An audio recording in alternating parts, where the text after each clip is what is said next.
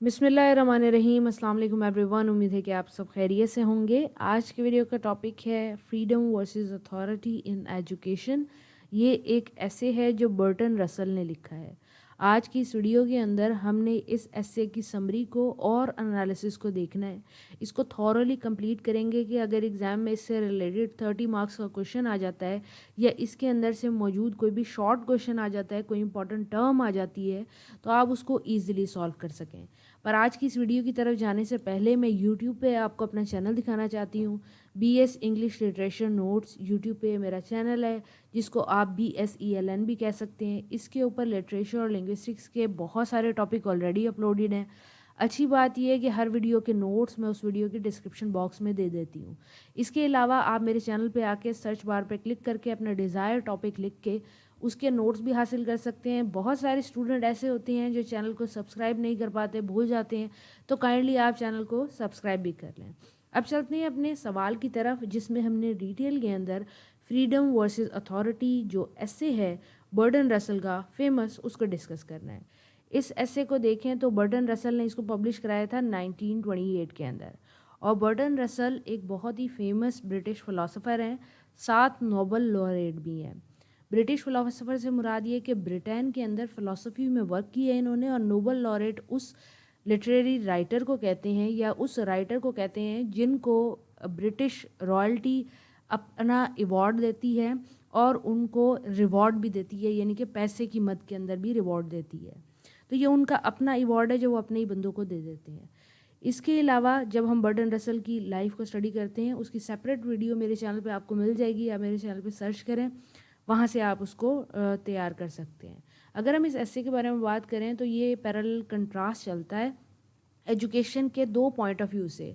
Education अगर freedom के साथ हो या फिर एजुकेशन अथॉरिटी के साथ हो।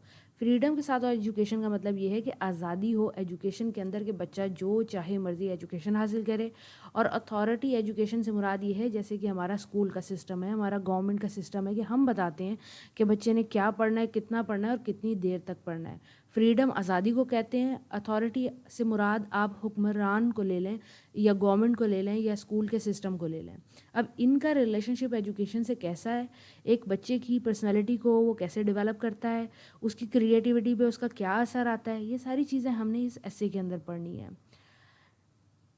बर्टन रसल जब अपना ये एसे स्टार्ट करते हैं तो वो डाइकोटमी का शिकार हैं। वो एजुकेशन को दो तरीके से देख रहे हैं, फ्रीडम और अथॉरिटी के नज़रिए से, पर्सपेक्टिव से। डाइकोटमी का मतलब है मुतज़ाद चीज़ें, मुतज़ाद आइडिए। जैसे कि फ्रीडम आज़ादी है और अथॉरिटी बेसिकली, अथॉरिटी के अंदर क्या होता है, हुक्मरानी होती है और उसमें स्लेव होते हैं, तो ये ऑपोजिट है। तो डाइकोटमी जो है ये एक ऐसा कॉन्सेप्ट है जिसके अंदर दो ऑपोजिट आइडियाज़ को कंपेयर करते हैं। तो इस एसे को हम कह सकते हैं कि डाइकोटमी का एसे है। यानी कि अगर इससे रिलेटेड या इस वर्ड से रिलेटेड सवाल आ जाए तो आपने परेशान नहीं होना, इसका मतलब होता है कंट्रास्ट करना। तो बर्टन रसल आइडेंटिफाई करते हैं दो मेजर कॉन्सेप्ट, एक फ्रीडम और एक अथॉरिटी। और इस इशू को वो डिस्कस करते हैं फ़िलासफ़ी ऑफ एजुकेशन के साथ, कि वो आर्ग्यू करते हैं कि फ्रीडम ज़्यादा इम्पॉर्टेंट है एजुकेशन के अंदर, लाइफ ऑफ अ चाइल्ड के अंदर, और कितनी डिग्री तक इम्पॉर्टेंट है। फिर वो कहते हैं कि अथॉरिटी कितनी इम्पॉर्टेंट है और वो कितनी डिग्री तक इम्पॉर्टेंट है। वो कहते हैं कि अगर एब्सोलूट फ्रीडम, यानी कि मुकम्मल बच्चे को आज़ाद कर दें, वो जैसा चाहे अपना दिन गुजारे, चाहे तो सीखे चाहे तो ना सीखे, नॉलेज हासिल करे पढ़े, अगर ऐसा छोड़ दें तब भी ख़राबी है। अगर हम उसे बहुत मारें पीटें, डिसिप्लिन करें और कहें कि नहीं हमारे सब्जेक्ट पढ़नी है, हम कह रहे हैं 8 घंटे तक पढ़ो तो पढ़ना है, इससे टेबल से नहीं उठना, आपने अपना काम कंप्लीट करना है, तो ये मुकम्मल अथॉरिटी जो है ये भी बच्चे की लाइफ को ख़राब करता है।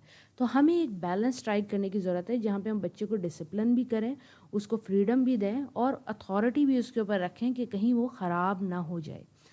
नेक्स्ट वो एक रैशनल अप्रोच देते हैं। बर्टन रसल एक रैशनल इंसान थे, यानी कि फैक्ट्स और फिगर को मानने वाले सेंसिबल इंसान थे। तो वो एक रैशनल अप्रोच देते हैं। वो कहते हैं कि मैं एजुकेशन के अंदर अथॉरिटी के ख़िलाफ़ हूँ, मैं इसको सपोर्ट नहीं करता, लेकिन मैं ये भी नहीं कहता कि ये बिल्कुल ही नहीं होनी चाहिए। फर्दर वो मिसाल देते हैं कि हमारी सोसाइटी के अंदर आपको कितनी तरह की अथॉरिटीज़ एजुकेशन के अंदर नज़र आती है। वो कहती हैं कि स्टेट जो है वो बेसिकली अथॉरिटी रखता है, तो एजुकेशन के अंदर उसका रोल है। फिर ब्रिटेन के अंदर चर्चिज़ جو ہیں وہ ایک اعلیٰ مقام رکھتے ہیں. جیسے پہ ہمارے یہاں پہ مدرسے رکھتے ہیں تو وہ کہتے ہیں چرچ کا بھی رول ہے. پھر ایک ٹیچر جو اسکول ماسٹر ہے اس کا بھی رول ہے. پھر پیرنٹس خود چاہتے ہیں کہ بچہ پڑھے. تو بچے کی زندگی میں پہلے اسٹیٹ کی اتھارٹی, پھر چرچ کی اتھارٹی, اسکول ماسٹر کی اتھارٹی اور پھر پیرنٹ کی اتھارٹی ہے. اب ان تمام اتھارٹیز کے ڈفرینٹ گول ہیں جو وہ اچیو کرنا چاہتے ہیں. کس سے؟ ایک معصوم سے, چھوٹے سے بچے سے. اور یہ معصوم سا چھوٹا سا بچہ اپنے آپ کو سنبھالے یا ان کی ریکوائرمنٹس کو پورا کرے. تو میں اس طرح کی اتھارٹی کے خلاف ہوں, لیکن میں مکمل فریڈم کے بھی خلاف ہوں.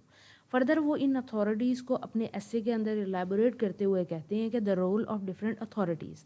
وہ کہتے ہیں کہ اسٹیٹ جو ہے وہ ایم کرتی ہے کہ وہ بچے کو پڑھائے تاکہ جو گورنمنٹ موجود ہے اس کو وہ اس کے کام آ سکے, اس کو آگے بڑھا سکے, ملک کے لیے سرمایہ بن سکے, نیشنل پریسٹیج بن جائے, وہ ملک کے کام آئے, ملک کے آفیسز چلائے, ملک کے لوگوں کے لیے مفاد کا کام کرے.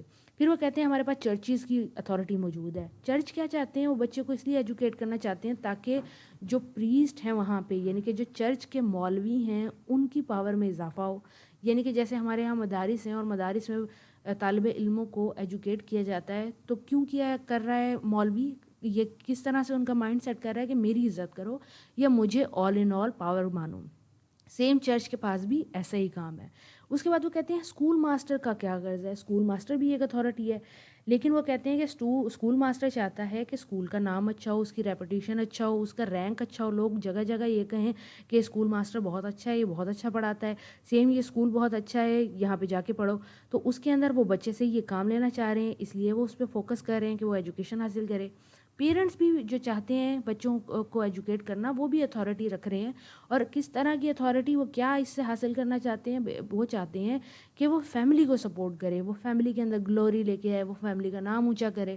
تو جتنی بھی اتھارٹیز بچے کی زندگی کے اندر موجود ہیں وہ تمام کی تمام ایجوکیشن پہ اس لیے فوکس کر رہی ہیں کیونکہ وہ اپنا گول مکمل کرانا چاہتے ہیں. اور اسی وجہ سے میں اتھارٹی کو منیمائز کرنے کا کہنا چاہتا ہوں. یعنی کہ برٹن رسل جو ہیں وہ چاہتے ہیں, ایڈوکیٹ کرتے ہیں, دلائل دیتے ہیں اتھارٹی کو منیمائز کرنا, یعنی کہ کم از کم کرنا ایجوکیشن سسٹم کے اندر. وہ کہتے ہیں کہ بچے کی نیچرل ڈیزائر کو فوکس کریں, اس کے امپلسز ان ایجوکیشن کو دیکھیں. امپلسز ان ایجوکیشن سے مراد ہے کہ اس کے سڈن چینجز, کبھی وہ پینٹنگ کرنا چاہ رہا ہے, کبھی وہ کمپیوٹر سیکھنا چاہ رہا ہے, کبھی وہ کیلیگرافی کرنا چاہ رہا ہے, تو اس کو رسپیکٹ دیں. پھر وہ یہ کہتے ہیں کہ جو انیشیل ایئرز ہیں بچے کے وہ سب سے زیادہ سگنیفیکنٹ ہوتے ہیں. جیسے کہ بچہ جب چھوٹا ہوتا ہے 3 سے 8 سال کا, تو اس کے پاس جو دماغ ہے وہ چھوٹا ہوتا ہے. یہ وہ امپورٹنٹ ایئرز ہوتے ہیں کہ جب اس کو آپ کو انکریج کرنا چاہیے, اس کو اپرچونیٹیز پرووائڈ کرنی چاہیے تاکہ وہ ڈیسائیڈ کر سکے کہ اس نے لائف میں کون سے ویلیویبل اسکل سیکھنے ہیں, اس نے کیسا نالج حاصل کرنا ہے. فردر وہ ایجوکیشن کے سجیشنز دیتے ہیں. سارے اوپر انہوں نے مسئلے بتا دیے, اب وہ سجیشنز پہ آ گئے ہیں ایسے کے اندر. ایجوکیشن کے سجیشن کے اندر وہ پہلا سجیشن دیتے ہیں انٹیلیجنس بیس گروپنگ. رسل ایڈوائز کرتے ہیں کہ ہمیں سبجیکٹس کو کمبائن کرنا چاہیے بچے کی انٹیلیجنس کے حساب سے. کچھ بچے زیادہ انٹیلیجنٹ ہوتے ہیں, کچھ کم انٹیلیجنٹ ہوتے ہیں, تو ان کو ہم سیم کلاس میں بٹھاتے ہیں, ہم ان کے ساتھ ظلم کرتے ہیں. انٹیلیجنٹ بچے جو ہیں وہ تو ہارڈ ورک کر لیتے ہیں اور وہ آگے نکل جاتے ہیں, لیکن جو کم انٹیلیجنٹ بچے ہیں وہ پیچھے رہ جاتے ہیں.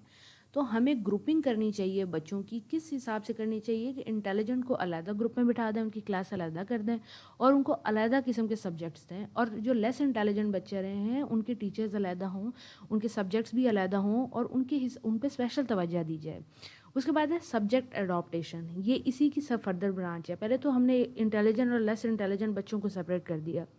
اس کے بعد ہمیں سبجیکٹ ایسے بنانے چاہیے جو بچے کے ایپٹیٹیوڈ اور انٹیلیجنس کے حساب سے ہوں. ہم سبجیکٹ کو ایسے گروپ کریں کہ جو بچے ہیں وہ برڈن محسوس نہ کریں, نہ انٹیلیجنٹ بچے نہ ہی لیس انٹیلیجنٹ بچے. برٹن رسل یہ کہتے ہیں کہ 12 سال تک کے بچے کو لازمی انسٹرکشن دی جائیں کہ وہ کلاسک میتھمیٹکس اور سائنس پڑھے, تاکہ جب وہ 14 سال کا ہو تو اسے پتہ ہو اس نے آگے کلاسکس میں جانا ہے, میتھمیٹکس میں جانا ہے یا سائنس میں جانا ہے. لیکن ہم کسی کو بھی بہت زیادہ فوکس نہ کریں. ہم یہ نہ کہیں بچے سے کہ لازمی آپ ان تینوں چیزوں میں ٹاپ کرو. ہو سکتا ہے کوئی بچہ سائنس کے اندر زیادہ اچھا ہو اور میتھمیٹکس اور کلاسکس میں ویک ہو, تو کوئی بات نہیں, اس کو سائنس میں 12 سال تک رہنے دیں, 12 سال کی ایج تک, اور جیسے وہ 14 میں آئے وہ سائنس کو چوز کرے اور اس میں آگے نکل جائے. تو سبجیکٹ کی جو اڈاپٹیشن ہے وہ بہت زیادہ بچے کے ایپٹیٹیوڈ اور انٹیلیجنس کے حساب سے ہونی چاہیے. اس کے بعد وہ کہتے ہیں کہ پرپس آف ایجوکیشن کیا ہے.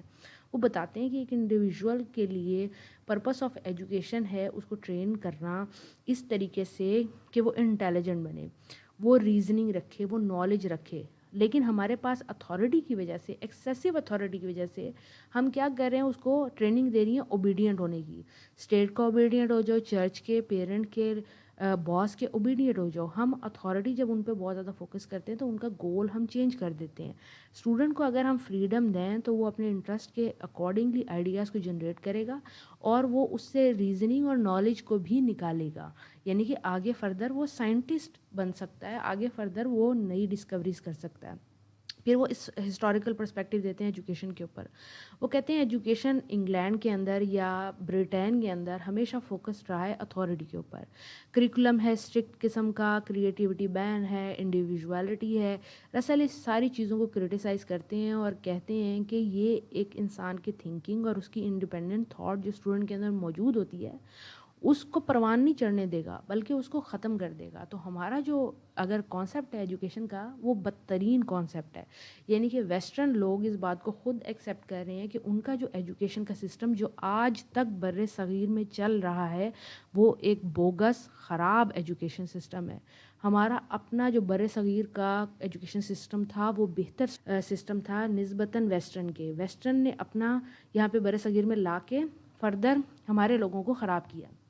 فریڈم آف اوپینین کے بارے میں آگے وہ ڈسکس کرتے ہیں. رسل کہتے ہیں، فوکس کرتے ہیں اس بات پہ کہ فریڈم ہونا چاہیے بچے اور ٹیچر کے درمیان میں. بچہ کھل کے اپنے آپ کو ایکسپریس کرے ٹیچر کے سامنے، کوئی لمیٹیشن نہ ہو، وہ آرگیو کریں، اپنے بلیفس کو شیئر کریں، اپنے ڈاؤٹس کو کلیئر کریں.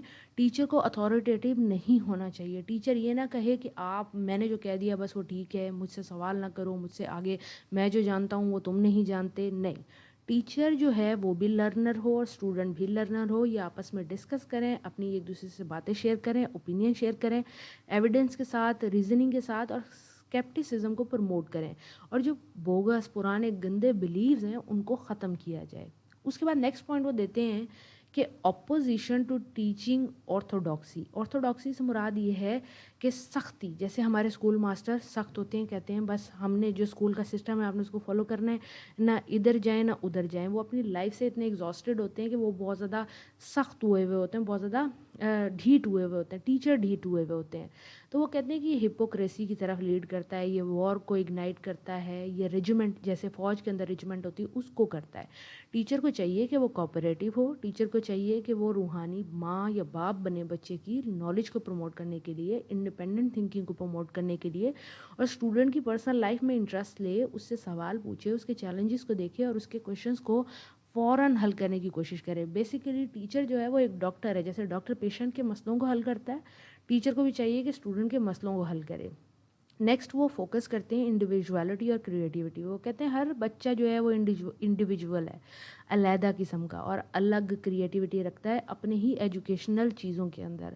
لیکن جو ہمارے اسکول کا سسٹم ہے وہ اتنا گندا ماڈل ہے. یہ برٹن رسل اپنے ایجوکیشن سسٹم کے بارے میں کہہ رہے ہیں. آپ دیکھیں وہ اس کو کتنا برا کہہ رہے ہیں، اور آج تک ہمارے ہاں پاکستان اور انڈیا کے اندر وہی ایجوکیشن کا سسٹم چل رہا ہے جن کو وہ ختم بھی کر چکے ہیں. اس کے بعد وہ کہتے ہیں کہ the balance between freedom and authority. Bertrand Russell کہتے ہیں میں مکمل بچے کی فریڈم کے بھی خلاف ہوں کہ بچے کو آزاد چھوڑ دیا جائے جیسے گائے بھینسوں کو چھوڑ دیا جاتا ہے. میں چاہتا ہوں کہ ان کو گائیڈنس دی جائے لیکن اتھارٹی ان پہ نافذ نہ کی جائے کہ جو ہم نے کہہ دیا. اسکول کا جو سسٹم ہے آپ اس سے لازمی گزرو، بے شک آپ وہ اس میں اچھے ہو یا برے ہو. اور ایک سسٹم، ایک اتھارٹی جو ہے وہ ہر بچے کو نہیں جج کر سکتی، ہر بچے کے ساتھ نہیں ہے. اگین کنکلوژن کے اندر یہی بات ہے کہ یہ جو ایسے ہے یہ بہت امپورٹنٹ ہے. یہ ساری باتیں جو برٹن رسل نے کی ہیں یہ میری والدہ میرے سے کرتی ہیں، اور میرا بھی یہی پرسنل پوائنٹ آف ویو ہے کہ ہمیں فوکس کرنا چاہیے ان تمام باتوں پہ جو اس ایسے کے اندر ہائی لائٹ کر دی گئی ہیں. جو ٹیچر اس ویڈیو کو سن رہے ہیں ان کو فوکس کرنے کی ضرورت ہے. کسی بھی اسکول میں پڑھاتے ہیں تو برٹن رسل کی ان باتوں پہ ضرور فوکس کریں. اس کے علاوہ کی ٹرمز جو ایسے کے اندر استعمال کی گئی ہیں وہ میں نے یہاں پہ لکھی ہوئی ہیں. آپ کو جو چیز سمجھ نہ آیا آپ یہاں سے دیکھ سکتے ہیں. Thank you for watching.